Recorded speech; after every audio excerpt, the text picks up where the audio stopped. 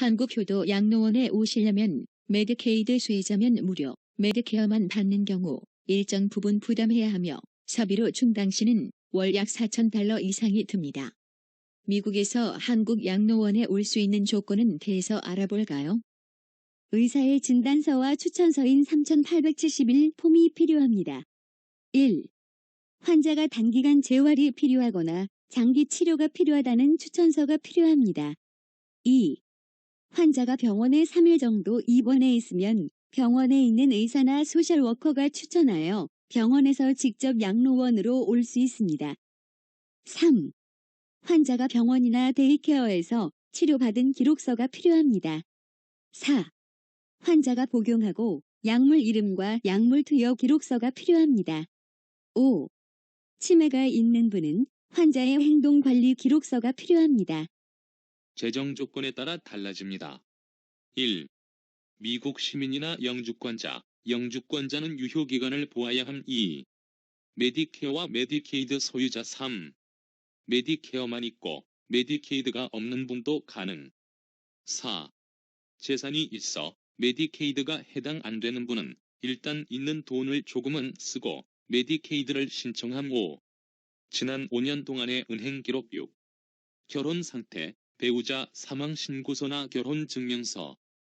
이민 1세 중에서 은퇴하는 노령층 인구가 늘어나면서 한국부가 있는 요양원에 어떻게 하면 들어갈 수 있는지에 관한 관심이 커지고 있습니다. 한국부가 있는 요양원들은 가입 조건이 대부분 똑같다. 먼저 극빈자를 위한 의료복지 프로그램인 메디케이드 수혜자일 경우 요양원에 무상으로 들어갈 수 있습니다. 메디케이드 제도는 보험에 가입되지 않고 의료비를 부담할 능력이 없는 영세민들의 의료 보장을 하는 복지 제도로서 주정부에서 관장하며 연방정부의 재정 지원을 받습니다.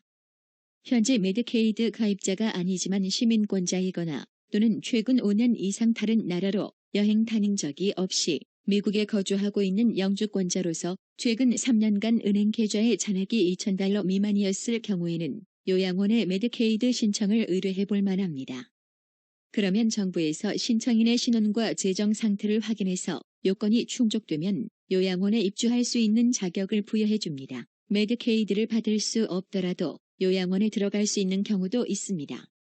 갑작스런 교통사고로 인하여 혼수 상태에 빠졌는데 가족들이 도저히 환자를 병원에 입원시킬 경제적 능력이 안 되는 경우와 같이 정부 보조를 받을 수밖에 없는 상황이면 요양원 이용 혜택을 받을 수도 있으니 일단 요양원에 문의해서 상담받기를 추천합니다. 메디케어만 갖고 있는 노인들의 경우에는 일정 기간이 지나면 요양원 비용의 일정 부분은 자신이 직접 내야 됩니다. 본인이 얼마나 부담해야 하는지 등의 자세한 사항은 요양원 관계자에게 문의하는 것이 바람직합니다. 마지막으로 자비를 들여 요양원에 들어갈 수도 있지만 그 비용은 높은 편입니다. 방 크기와 요양원에 들어오는 개개인의 필요에 따라 가격이 다르지만 4인용 방을 이용하면서 식사, 목욕 등의 일반적인 서비스를 다 받으려면 한 달에 약 $4,000 이상의 비용이 든다. 한국부가 있는 요양원의 경우 직접 자신의 돈을 내는 사람들은 전체의 1에서 2%에 불과한 것으로 알려졌습니다. 좀 더 자세한 내용은 직접 방문하시거나 전화 부탁드립니다.